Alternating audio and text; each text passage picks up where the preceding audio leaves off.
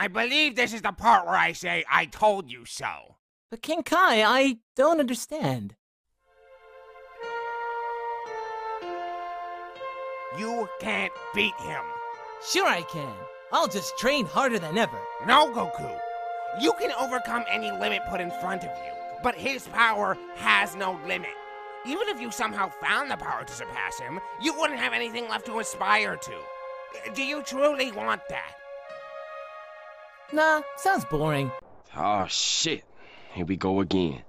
Well, Nightmare wields more power than Guts. This is what Guts does every single day. He gets the shit kicked out of him trying to defeat gods and demons leagues above his abilities and still prevails. It's true, all his life. I mean, this guy lives in a world where giant monsters are trying to kill you, eat you, rape you, or all three at the same time. And that's just Monday. It's true. All his life, Guts has had the odds stacked against him, and yet he's still kicking while everything else is dead. And it's not like Soul Edge was going to have any luck tempting Guts into picking it up and turning into another nightmare. Not only has Guts dealt with enough demonic shit to know that's a bad idea, he really loves that Dragon Slayer. He's not giving that up for anything.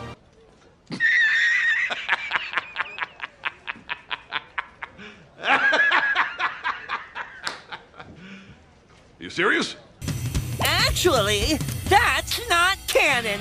Let's just say I know the right people. With this continuity jam, I can rewrite anything I think needs fixing. I could stop Hitler from being born, rewrite the Star Wars prequels, or even make you take off that mask. No! Stop it! No! This is over. Torches and pitchforks down! Before you start raging, please hear us out on this one, alright? Goku is incredibly powerful, a skilled warrior, and a great character. But Superman is on a completely different level, one which really doesn't belong in versus matches like these. Sure, due to the writing style of Dragon Ball, Super Saiyan God Goku's exact limits are difficult to pinpoint. Also, Goku will likely achieve a new form in the future. It's just how Dragon Ball works nowadays. However, none of that is really a factor. Goku will always have limits, while Superman's maximum potential is limitless. Don't believe us? Well, strap in, boys and girls. Let's look at how Superman breaks reality. One day, Superman was hanging out near Vega, the brightest star in the Lyra constellation. For the record, that's 25 light years from Earth, or 147 trillion miles. Naturally, a crisis occurred on Earth, so Superman's photographer buddy Jimmy activated his signal watch, calling for Superman's aid. And Superman arrived in a matter of minutes! Being a comic book, the time Superman took getting to Earth is unspecified. However, the comic never mentioned or implied any large time lapse, and he arrived as the battle was ending. Even if we seriously lowballed this feat to taking 10 minutes, Superman would be traveling over 800 trillion miles per hour, over 1,000,000 times the speed of light. But more impressively, Jimmy's signal watch operates by emitting a high-frequency sound only Superman can hear. Which means Superman heard the signal in the vacuum of space 25 light years away. That is physically impossible. Except for Superman. Oh, you aren't impossible? How about the time he lifted Spectre off the ground? A guy literally made up of eternity. No, not insane enough for you? Well then, how about the time Superman lifted a book of infinite pages? That's right, Superman lifted both eternity and infinity. Though he did have some help from Wonder Woman and Shazam. Hey Wiz, what's half of infinity? Infinity! With infinite pages, which I've debunked, but basically the lowdown is Superman didn't lift the Spectre at all. Like, they literally tried to lift him, and they had the help of Green Lantern, by the way. They didn't. They tried to lift him, and they failed. They didn't lift him. So even if he was infinite, he didn't get picked up. So I don't know where they're going with that. So crashing to the earth, no effect. He's not infinite weight, and Superman never lifted him. For the infinite book, he never lifted that either. So I don't know why they're using that. All right, and also not to mention, if Superman has, infinite lifting potential, why does he need help from, Justice League to like carry planets? Like, he's been shown to struggle with lifting planets. Like, pissing himself lifting these planets. Yeah, he's supposed to have infinite strength. Like, yeah, right. And what's with the fucking strength shit anyway? Since when did lifting strength equate to striking strength anyway? Doesn't at all. Yeah, what the fuck? Regardless, they have limits in their own strength. So while they were lifting a specific set part for each load, Superman was lifting everything else, which literally means everything else. Really, Wonder Woman and Shazam didn't even need to be there. Superman's held a black hole, survived an explosion equal to 50 supernovas, flew through the center of a red sun, which is like tanking millions of nukes rapid fire, and once easily absorbed enough solar energy to vaporize half a galaxy. And to put an end to the Wizards magazine argument, here he is getting thrown from orbit into Earth with enough force to devastate the planet and cause nuclear winter. Oh look, he stood up moments later, more pissed off than hurt. Oh, and by the way, none of this was pre-crisis. Believe us, we know none of this makes any logical sense. And hey, it's not our fault. These writers just keep making Superman the most impossibly OP guy ever. You went full retard, man. Never go full retard. And that is where Superman breaks this matchup. His world just doesn't fit the same mold. Superman is an all-powerful being who is only weak to alien radiation and supernatural magic. He is not meant to be relatable. He is not meant to lose. While Goku's story is one of a man trying to be the best warrior he can be, Superman's is the story of a god trying to live amongst men. It's not about if he loses a fight, but whether or not he's doing the right thing. That's why he stands for truth, justice, and freedom. That's why he doesn't wear a mask. That's why he's called the Superman. But hey, we know some of you out there have some questions, so let's knock them out of the park right now. Technically, if Goku could find a way to draw energy across multiverses, his Spirit Bomb could possibly achieve the kind of limitless power to match Superman. But not only would that take way too long to charge, providing Superman with plenty of time to kill him thousands of times over, the Spirit Bomb does not hurt anyone pure of heart, like Superman. Go on! You have to bounce it back! If you don't have any evil in you, you'll be okay. Super Saiyan God Super Saiyan was about on par with Golden Frieza. When asked about Golden Frieza's power level at a panel, Frieza's voice actor said that since Frieza was a nice guy, it's probably 100 quintillion. Which is a pun, because power levels are nothing more than a big joke. Superman has been beaten in battle before, when he was still learning. Saying Superman should lose because he lost to Doomsday is the equivalent of saying Goku should lose because he was one-shot by Raditz. We are looking at these characters at their maximum potential, not from some random point in their timelines. Goku may have divine ki now, but it's still ki, not magic. Ki may be spiritual in nature, but it's still a natural source of living energy even Superman possesses. In fact, Dragon Ball emphasizes a clear difference between ki and magic. And if Goku did destroy the sun or the planet, he can't survive in the vacuum of space. Superman can and could always just fly to another yellow sun, or even a blue one, which boosts his powers even faster. Ultimately, Goku versus Superman comes down to a difference of limits and purpose. What happens when you pit a man with the power to break any limits against a being with no limits in the first place? Well, only one has limits to give at all. But that's exactly what makes him such a memorable character. Think about it. If you had a Goku that was as powerful as Superman, would you even want him? The winner is Superman. Fucking Superman. What you just said is one of the most insanely idiotic things I have ever heard. At no point in your rambling, incoherent response were you even close to anything that could be considered a rational thought. Everyone in this room is now dumber for having listened to it. I award you no points, and may God have mercy on your soul. And was strong enough to overcome Ukiora, who's powerful enough to nuke a city. Las Noches is square in shape and takes 3 days to walk from one corner to a gate in the center of the wall, so it has a total area of 200,000 square miles. That's bigger than California, and destroying it in one go needs over 400,000 megatons of TNT. So, Screw Attack's argument isn't even consistent within itself.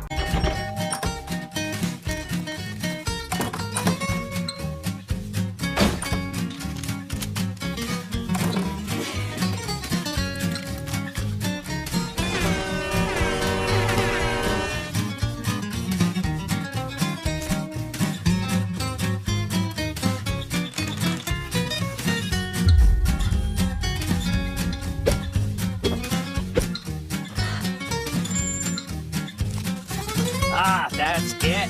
Honey bun, we're good to go.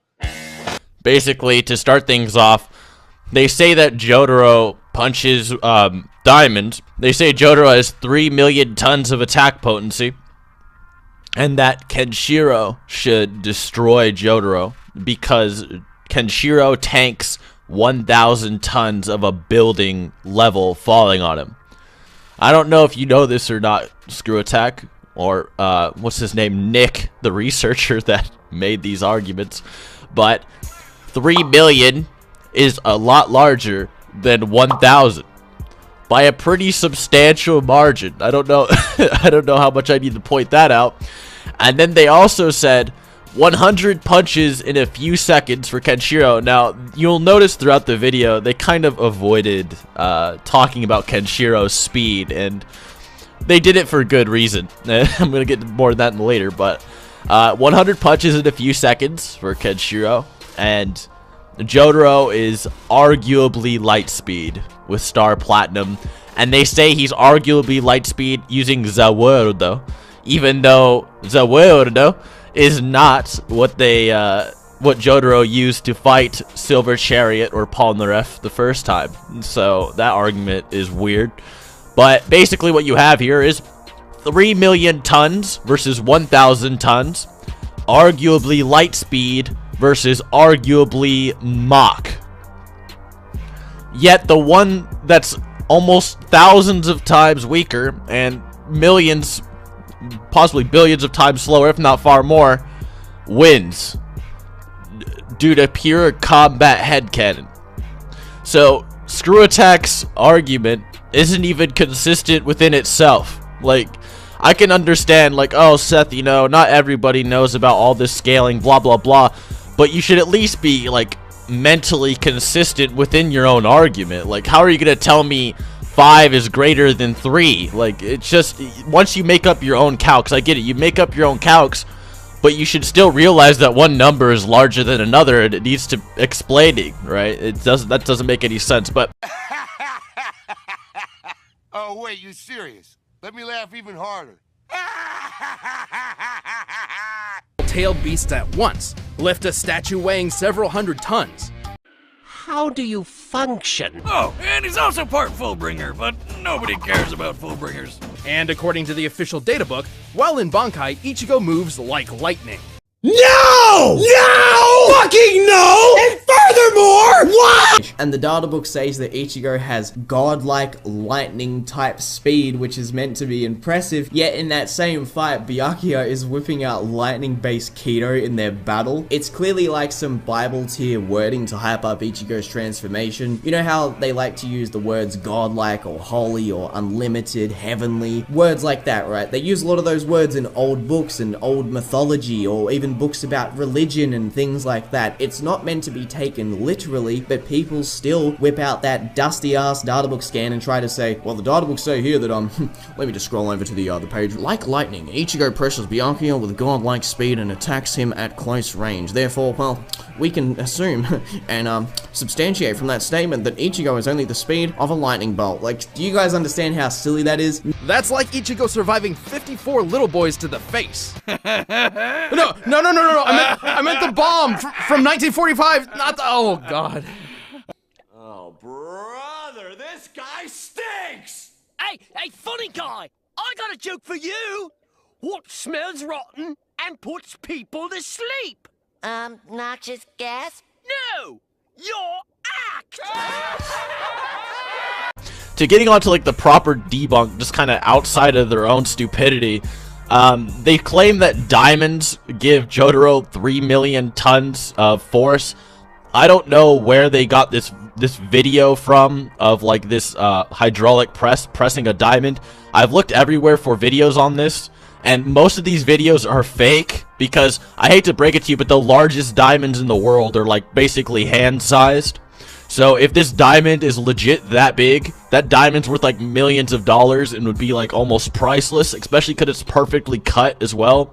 So not only did this, you know, video get the largest one of the largest diamonds on the planet, it was a perfectly cut largest diamond on the planet, and then they just squished it for science. So I don't know if I need to explain why why I'm skeptical about that, and I'd like to see a source. Also,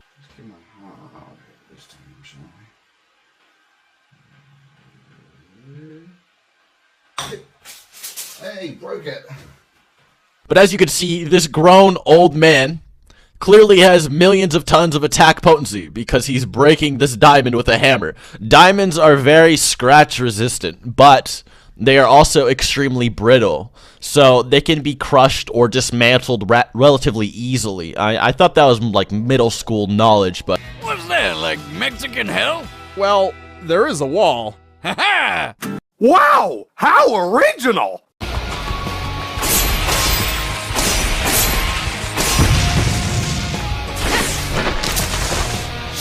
Quit running, coward! Comparing them directly, Ichigo's best reaction should clock in at around 970 million miles per hour, 40% faster than light speed and Naruto's reaction time. Alright, point for Ichigo!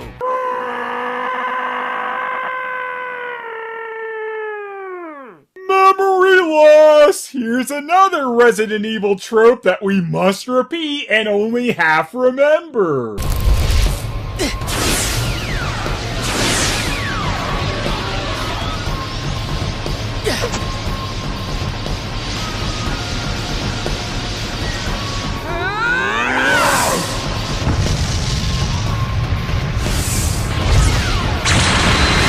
Screw you, bastard!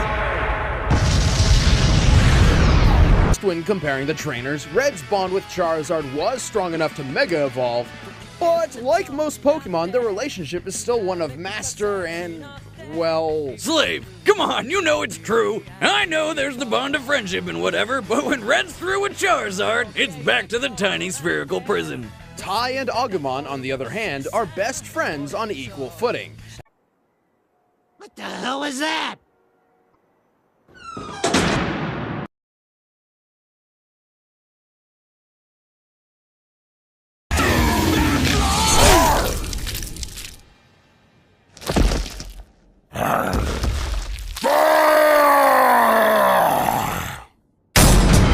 KO! But Wiz, weren't Kaguya and you Waka Waka Planet Busters? Don't they scale to them? Nope. Yet again.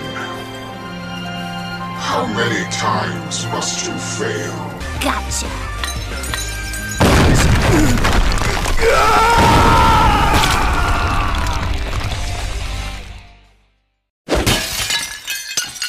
That's how it's done.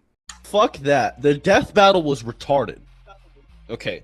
It was like they didn't even try to scale the characters and show you how strong they were. They're just like, Gaara's pretty tough. Wow, Toph is pretty tough too.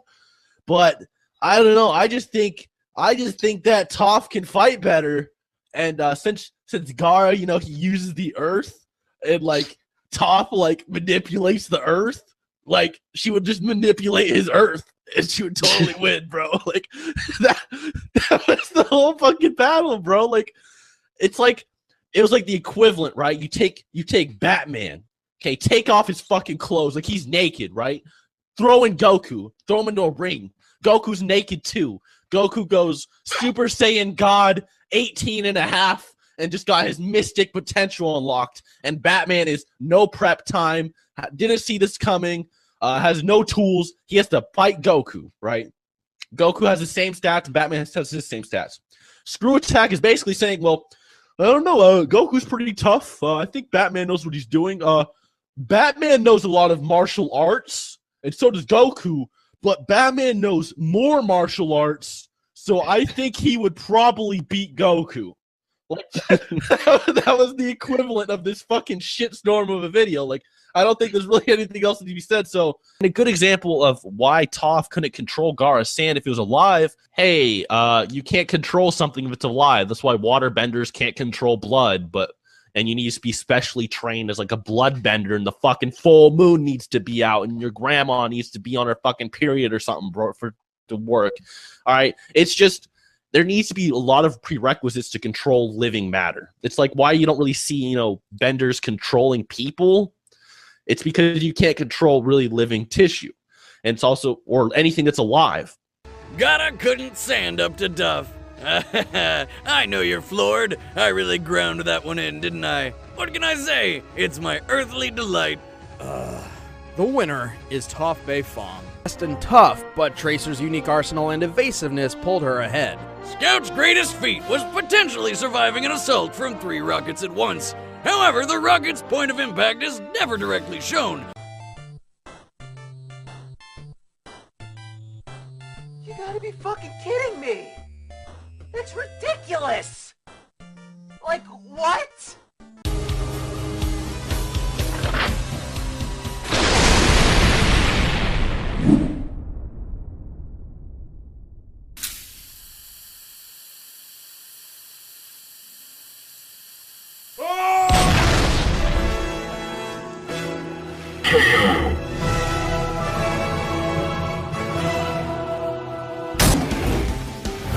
I set this up while you were playing Roadkill. Funny how time travel works. Oh, hey! I can do that too! Let's see if you can keep up with this!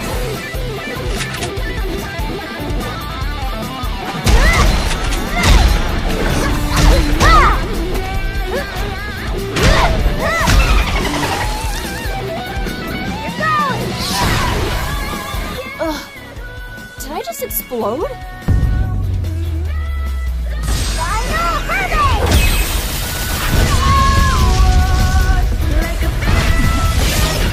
What in the world?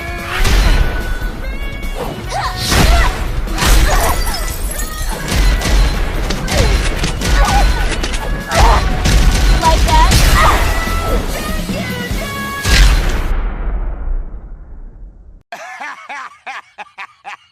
Oh, wait, you serious? Let me laugh even harder.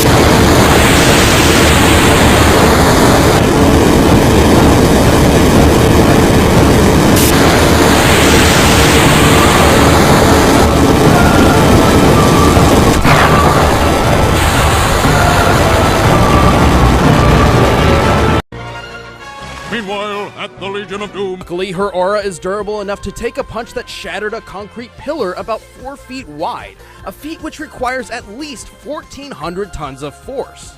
How do you function? Given Lee's years of experience and the power of the 8 gates, he definitely kept Sanji on his toes. But Sanji was no slouch himself, and like Lee, has trained all of his life. Amazing. Every word of what you just said was wrong. With his speed and observation hockey, he handled even the unpredictable Drunken Fist. And while the 7th gate meant Lee could probably blow up an island, that's not as big as the meteors the Straw Hats could handle. Simply put, Lee had only one somewhat reliable method of a possible victory: the 8th gate. A suicide move he's never actually used before. Not really the best argument for a win on its own. But gate number 8 could take on Madara. Sanji's tough, yeah, but he's definitely not on that guy's level. A couple big hits from the 8th gate and Sanji's nothing but paste, so what gives? Well, Lee would have to hit him first. While Sanji's power may not compare to the 8th gate, his speed is far beyond. Recall when his fellow rubber rabble-rouser Luffy, very patiently waited for a light-speed laser to reach him before dodging it. To pull this off, Luffy would have had to move 13 times faster than light. Sanji can regularly keep up with Luffy, and this was before he even got his super-fast raid suit. Don't get us wrong, the power of the 8th gate is incredible. If we were to run this fight 100 more rounds, Lee would surely land a winning blow with it a few times. But more often than not, Sanji's speed is pulling this one off. Previously on Brain Dead. Shown. Comparing them directly, Ichigo's best reaction should clock in at around 970 million miles per hour, 40% faster than light speed and Naruto's reaction time. Alright, point for Ichigo. Speed alone wasn't enough, though. Consistency! We have none! Same with Raiden versus Wolverine. Raiden has a sword, and Wolverine has claws. You couldn't find another character with claws? Or is it that you knew Raiden had the convenient ability to cut through specifically adamantium? What's next? Are you gonna put Wolverine against Magneto? You're not the first doofus to try to take this. It's hero time.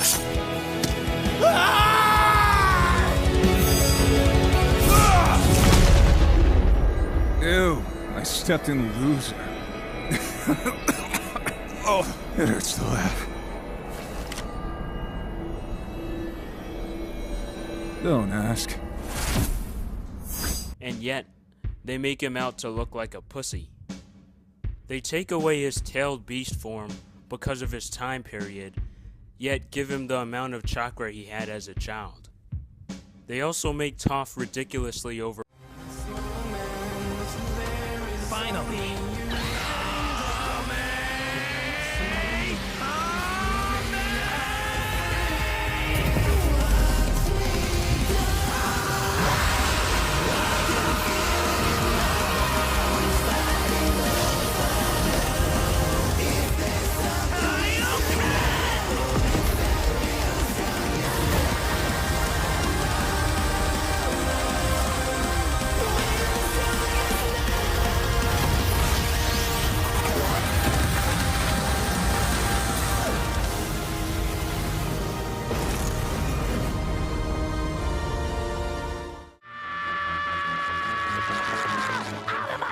Out of my way!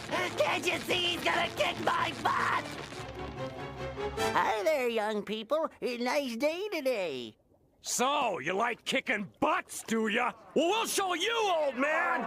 There he is! Go get him! He's still gonna kick my butt! How many times do we have to teach you this lesson, old man? I love the young people.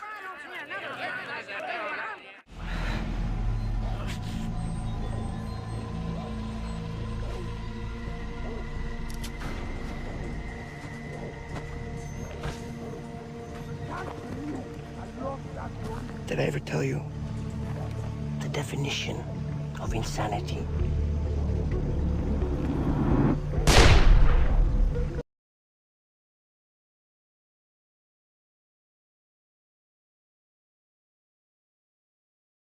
Oh my god, what the fuck is this?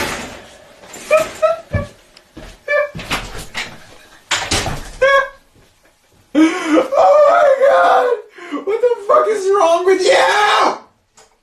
Think you can run away? Well, think again, idiot! He can teleport! No, he can't. Oh yeah? Well, how about the time he appeared in multiple places at once around this dance floor? See? Teleporting. Wrong. Hallucinations resulting from a mix of cocaine and panic. Okay, smartass. How about when he teleported from one end of this ship to another? How'd he get there? Actually, when watching the full scene for complete context, there is plenty of time afforded for Jason to jump down the deck while off camera. He is quite athletic after all. What, without making any sound? The guy's built like he's made of 100 brick houses. Are we watching the same movie? Look, fans have argued this for years, and while admittedly those moments are questionable, they're not enough to prove actual teleportation. Okay, how about this one? In Jason X, where 3 soldiers are shooting him straight on, and he just disappears. Poof! Gone! While they're looking right at him, goddammit, it's teleporting! Well, I'm sure there's a logical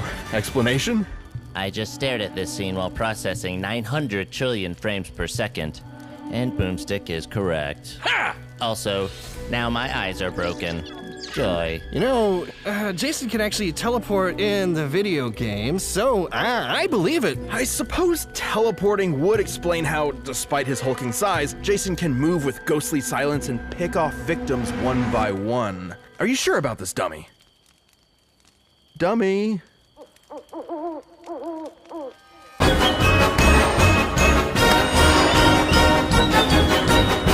Ah!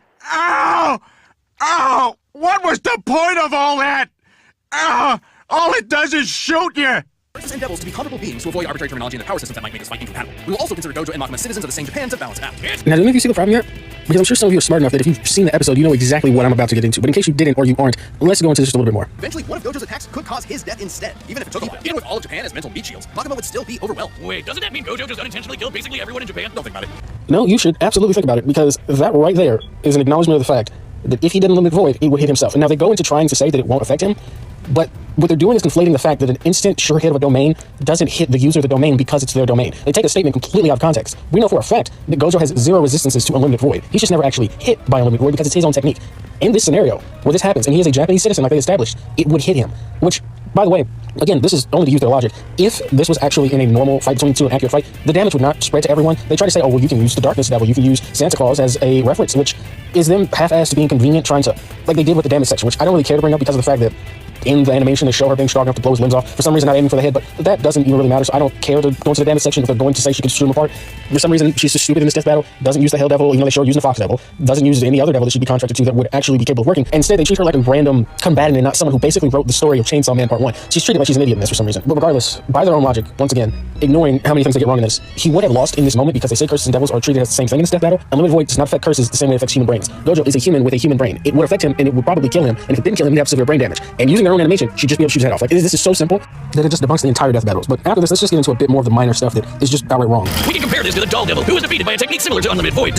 This is just wrong. First off, if you didn't understand the fact that Santa Claus is the dollar store bargain brand version of Makima, you need to reread Chainsaw Man Part 1, because that's what she is. Secondly, Unlimited Void and Halloween are not like one another. Unlimited Void hits you with 6 months worth of information every 0.2 seconds. Not an infinite amount of information. Halloween hits you with all the information ever in an instant, throughout not even just the living universe, the other dimensions that even exist within Chainsaw Man as well. This is like actual stupidity and disingenuousness on top of the rest of the video that was already ridiculous. Plus, Gojo automatically refreshes his brain with positive curse energy 24/7. Even if Makima could control him, it wouldn't last very long.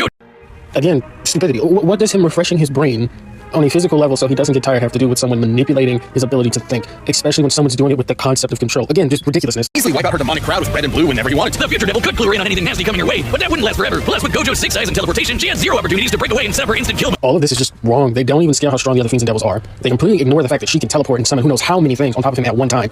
And they completely just ignore the future devil's ability, even though they also said she was faster than him. But whatever. And let's not even acknowledge when they just start making up shit and saying that apparently the mode devil wouldn't work because the inside of a sorcerer's body is like a domain, as if when you cut Gojo open, his brain is not there and it's a domain. Like, let's ignore that and go on to the next one. At least it was. First of all, it's unlikely Makima would see Gojo as inferior to her, in a similar way to how she saw Denji, so she wouldn't be able to immediately control Gojo. Gojo's birth caused a giant shift in the world of curses. Plenty of people have recognized that after only seeing him once. Being better than everyone is literally Gojo's. Again, now for all the fanboy arguments that are in this video, and that I see people just use in general, this is the one that gets me the most. Because what the hell are any of you actually talking about? Did y'all not see Makima literally look at a devil that was considered transcendent by a devil who has an ability to analyze and know what something else is? The moment they saw the devil wanting to commit suicide because of how powerful the devil is actually feared to be by all, and then just embarrass it? Like, did y'all miss something when Jogo ran up on Gojo, even though Gojo's held to be the strongest? Like, yo, people conflate the fact that Gojo's born with the 6 eyes and the limitless and confuse that and the imbalance it created with him just being strong. Like, Gojo has a baby scales above all the verse. Like, no, she would look at him like a rare-ass dog and then kill him. The reason she didn't control Buchitas, for one, she didn't want to. She stated she beat him twice and still didn't try to do that. And secondly, because he's the exact opposite of her. There's a specific reason for why she did not control him. Like, if you reread Chainsaw Man Part 1, which a lot of you apparently need to do, she outright thinks she can kill the Death Devil. It's all but confirmed that she's the strongest devil in Part 1. She thinks she can kill that devil. Has no fear of it whatsoever. Literally thinks she can just get rid of it. And that devil, which is feared by all, carries a far heavier weight than Gojo's random ass name does, even regular people don't know in his world.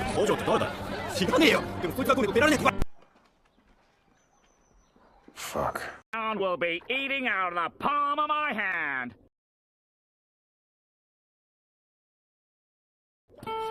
Spare change. Spare change, ma'am. Squidward? Squidward, is that you?